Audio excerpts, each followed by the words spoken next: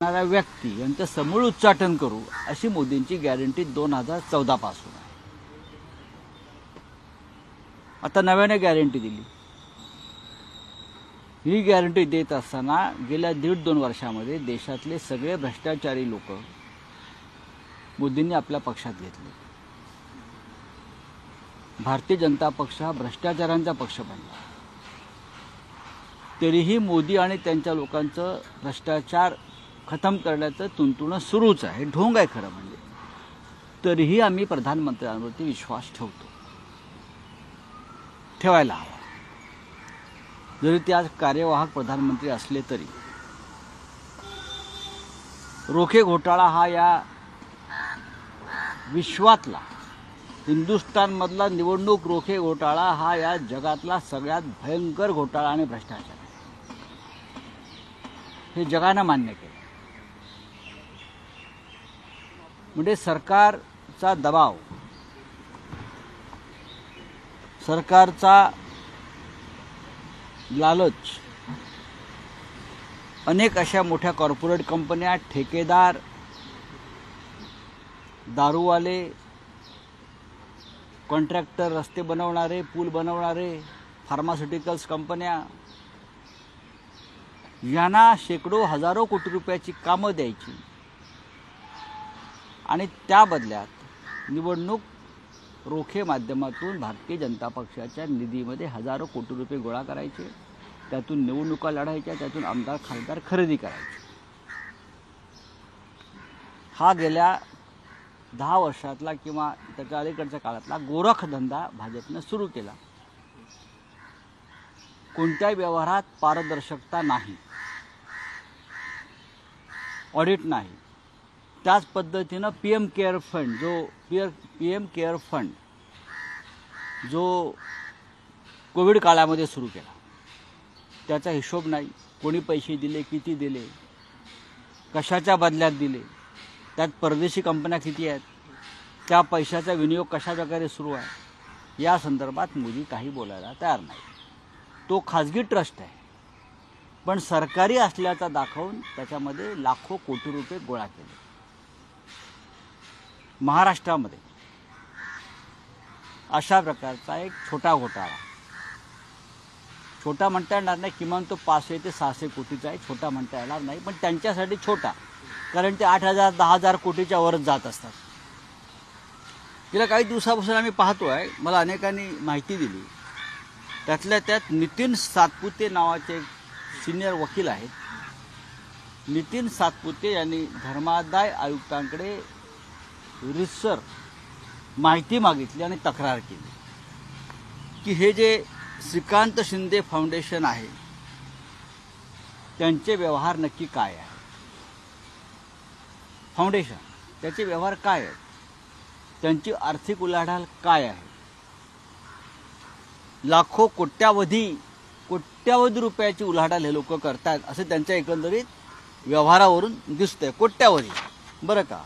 म्हणजे आता मी मध्यंतरी आता पाहिलं की कोट्यावधी म्हणजे किती, त्यांचा एक वैद्यकीय मदत कक्ष असेल। नगरमधील 35 रुग्णांना 90 दिवसात मिळाले 70 लाखांचे अर्थसहाय्य। किती म्हणजे ही एक बातमी आहे। असे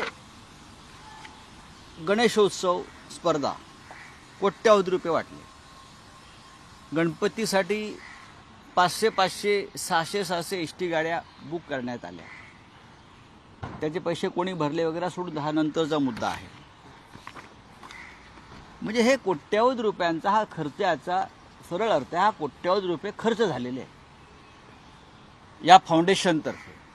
हे जे बाळराजे आहेत सरकारचे, हे सरकारचे बाळराजे आहेत। हे मुख्यमंत्री कार्यालयात बसून आणि त्यांचे जे लोक आहेत, बाळराजांचं मंडळ आहे, हे चंदा धो धंदा लो याच माध्यमातून पैसे गोळा करतायत। नितीन सातपुते वकील यांनी धर्मादाय आयुक्तांकडे माहिती मागितली आहे की यांची बॅलन्स शीट, यांना कोणी देणग्या दिल्यात त्यांची माहिती, आम्हाला माहितीच्या अधिकारात द्या आणि यांची चौकशी करा। पण गेल्या 1.5 महिन्यापासून ते पाठपुरावा करतात. धर्मादाय आयुक्त प्रचंड दबावाखाली आहेत. ही सामान्य माहिती आहे. एक सामान्य नागरिक मागतोय महाराष्ट्राचा, देशाचा, तो का दिला जात नाही? माझ्या माहितीप्रमाणे या श्रीकांत शिंदे फाउंडेशनच्या खात्यामध्ये गेल्या काही वर्षात फक्त 40 ते 50 लाखाची उलाढाल झालेली आहे. मी फक्त म्हणतो. पण त्यांनी जो खर्च दाखवलेला आहे, त्यांच्या जाहिराती, त्यांच्या केलेल्या घोषणा या काही कोटींमध्ये आहेत. या काही कोटींमध्ये आहेत. इथे 1.5 कोटी, तिथे 2 कोटी, तिथे 70 लाख, त्यानंतर 550-600 कोकणात एसट्या सोडलेल्या आहेत. हां, त्याचे लाखो कोट्यवधी रुपये. हे पैसे कुठून येतात? हे दानशूर आणि हे करण्याचे अवतार कोण आहेत? जे निवडणूक रोख्यांप्रमाणे तुम्हाला पैसे देत आहेत. तुम्ही ते पैसे खर्च करता असं दाखवताय. मुळात त्याचा हिशोब आणि त्याचा व्यवहार, त्याची माहिती धर्मादाय आयुक्ताकडे नाही. याचा अर्थ स्पष्ट आहे.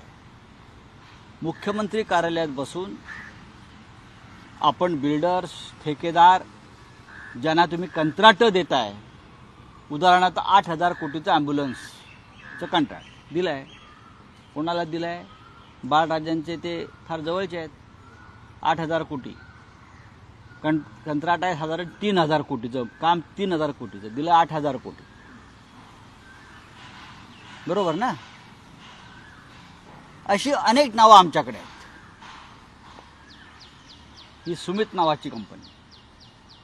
आणि मग ह्या माध्यमातून पैसे फाउंडेशनच्या माध्यमातून वळवायचे. रोखीत चेकमध्ये नाही. चेकमध्ये 40 ते 50 लाखाचीच उलाढाल आहे. आणि मग हा पैसा कुठे वापरला जातोय?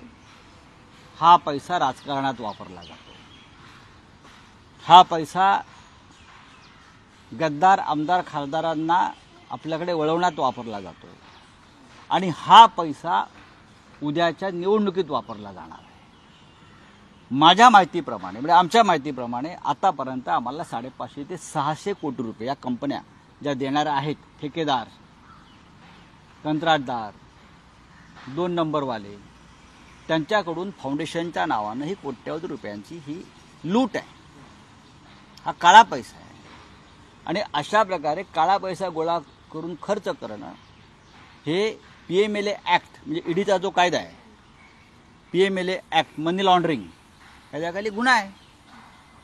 अशाच व्यवहारामध्ये अनेक लोक तुरुंगात गेले आहेत. 10 लाखासाठी, 50 लाखासाठी, 1 कोटीसाठी.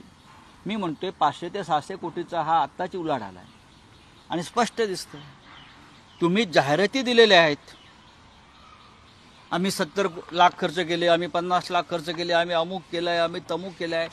हा हिशोब जो आहे हा कोट्यावधीचा आहे. हां, मग हे पैसे आले कुठून? तुमच्या या फाउंडेशनवरती नक्की कोण काम करत आहे? तुमच्या कुटुंबातले लोक काम करतायत की तुम्ही इतर काही लोक त्यात बसवलेले आहेत पैसे गोळा करण्यासाठी? आपण कोट्यावधी रुपये खर्च करून मनोरंजनाचे कार्यक्रम करताना कोट्यावधी रुपये, हा फेस्टिवल, तो फेस्टिवल, आणि हे जे सगळे कलाकार, वादक, त्यांचा खर्च आहे तो कोट्यावधींचा आहे. यातले अनेक कलाकार हे कोट्यावधी लाखो रुपये घेत असतात. त्यांना कोणत्या मार्गाने पैसे दिलेत तुम्ही? ते कोणी दिले? हा काळा पैसा आहे का? हा कोणाकडून लुटला? जनतेला याचा हिशोब द्यावा लागेल. हे जे मुलुंडला आमचे नागडे पोपटलाल बसलेले आहेत, ते हिशोब मागतात. ते स्वतः चार्टर्ड अकाउंटंट आहेत. माझं आव्हान आहे या नागड्या पोपटलालला सुद्धा. हा राष्ट्रहिताचा प्रश्न आहे, जनतेच्या पैशाची लूट आहे. माझं देवेंद्र फडणवीस यांना आव्हान आहे गृहमंत्री म्हणून. पाठवा ही केस ईडीकडे आणि CBIकडे. आपण पारदर्शक कारभाराची भूमिका बजावताय ना आमच्या सगळ्यांच्या बाबतीत. मी प्रधानमंत्री नरेंद्र मोदी यांना सध्या पत्र लिहिलं आणि माहिती दिली आहे मी प्रधानमंत्री नरेंद्र मोदी यांना एक पत्र लिहून ही माहिती दिलेली आहे. मी देवेंद्र फडणवीस यांना ही माहिती पाठवलेली आहे. ईडी आणि सीबीआयकडे सर तक्रार नोंदवायचा आम्ही उद्या किंवा परवा प्रयत्न करू. बघूया किती पारदर्शक पद्धतीने आपण काम करताय. तुम्ही विरोधकांवर भ्रष्टाचाराचे आरोप करता ना, मग हा काय?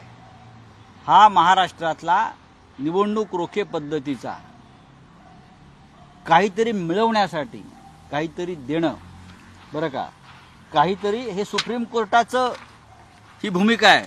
निवडणूक रोखे प्रमाणात तुम्हाला काहीतरी मिळवायचं आहे म्हणून तुम्ही काहीतरी देऊ इच्छिता काय?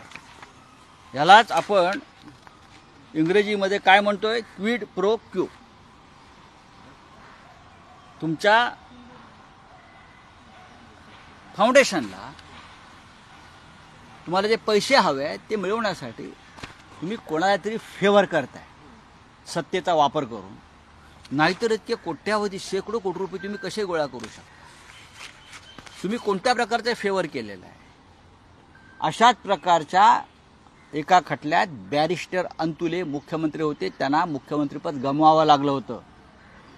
त्याने इंदिरा गांधी प्रतिभा प्रतिष्ठानच्या माध्यमातून पैसे जमा केले, सरकारी प्रतिष्ठान असल्याचं भासवून त्यांचं मुख्यमंत्रीपद केलं. आणि हायकोर्टानं तेव्हा हेच ताशेरे मारले, तुम्ही काहीतरी मिळवण्यासाठी काहीतरी दिलेलं आहे. निवडणूक रोखे प्रकरणात सुप्रीम कोर्टाने निवडणूक रोख्यांची प्रक्रियाच रद्द केली, इलेक्ट्रल बॉन्ड रद्द केले. मग हे काय? हे जे फाउंडेशन आहे हा भ्रष्टाचाराचा अड्डा आहे, ब्लॅक मनी आहे, गुन्हेगारी स्वरूपाचा पैसा यात आला असा जर आरोप केला कोणी, त्यात चुकीचं काय आहे? कारण यात कोणत्याही प्रकारची पारदर्शकता या क्षणी दिसत नाही.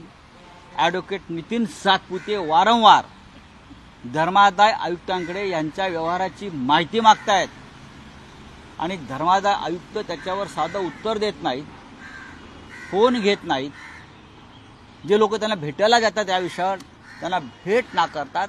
असं यात काय रहस्य आहे की धर्मादाय आयुक्त दबावाखाली आहेत आणि ही माहिती त्यांना देण्याची इच्छा नाही म्हणून ते राजीनामा देण्याच्या मनस्थितीमध्ये आहेत.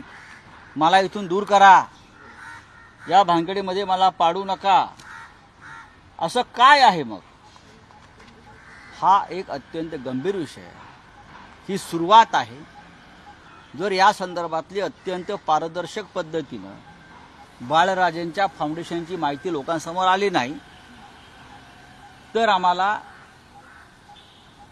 अधिक खोलात जाऊन हा सगळा जो विषय आहे तो समोर आणावा लागेल.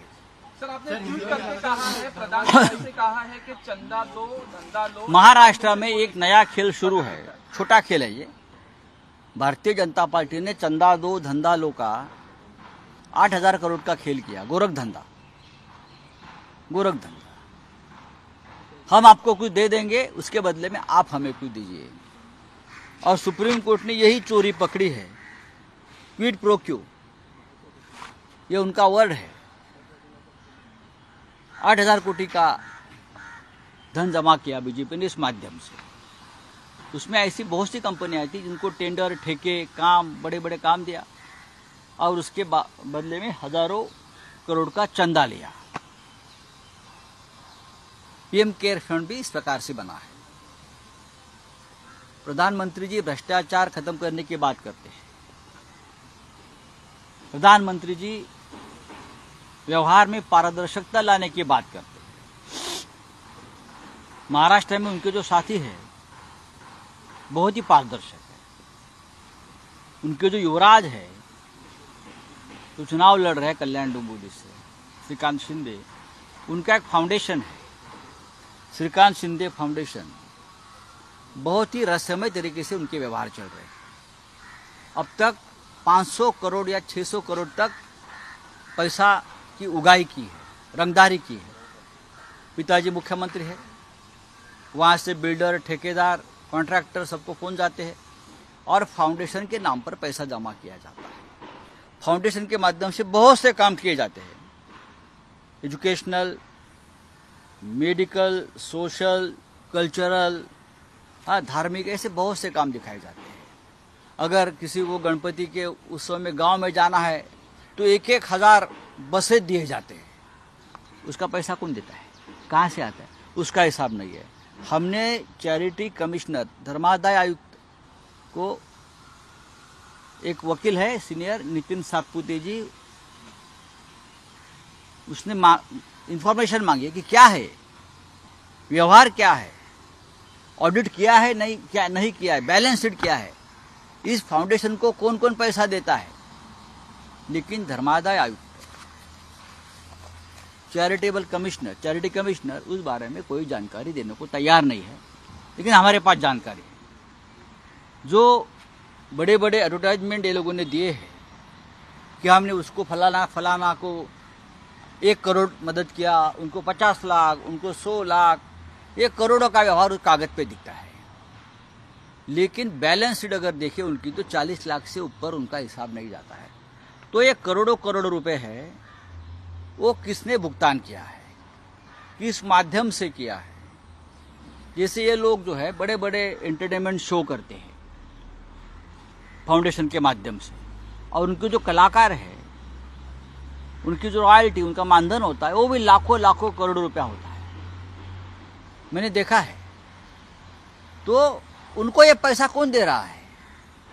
वो बड़े बड़े पेंडॉल, एसी पेंडॉल्स है, हाँ, और भी व्यवस्था है, बड़े बड़े उनका ऑर्केस्ट्रा होता है, बड़े बड़े गायक होते हैं, कलाकार आते हैं, लाखों करोड़ों उनकी विदागी होते हैं। फिर ये पैसा कहाँ से जाता है, किस माध्यम से जाता है, कहाँ से भुगतान होता है, ये जानकारी धर्मादाय आयुक्त यानी चैरिटेबल ट्रस्ट देने को तैयार नहीं। उसका मतलब है ये सीधा 2 नंबर का पैसा है। उसका मतलब है ये सीधा ब्लैक मनी है, ये मनी लॉन्ड्रिंग है, ये रंगदारी है, ये वसूली है।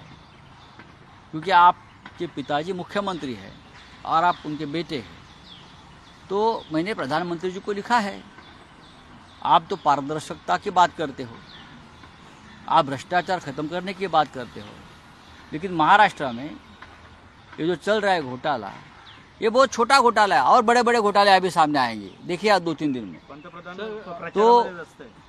तो हमने ये कहा प्रधानमंत्री जी देखिए, आपका बहुत बड़ा स्वप्न है भ्रष्टाचार खत्म करने का, लेकिन आपके लोग क्या कर रहे हैं, बस इतना ही हमारी एक मांग है। अमित शाह और क्या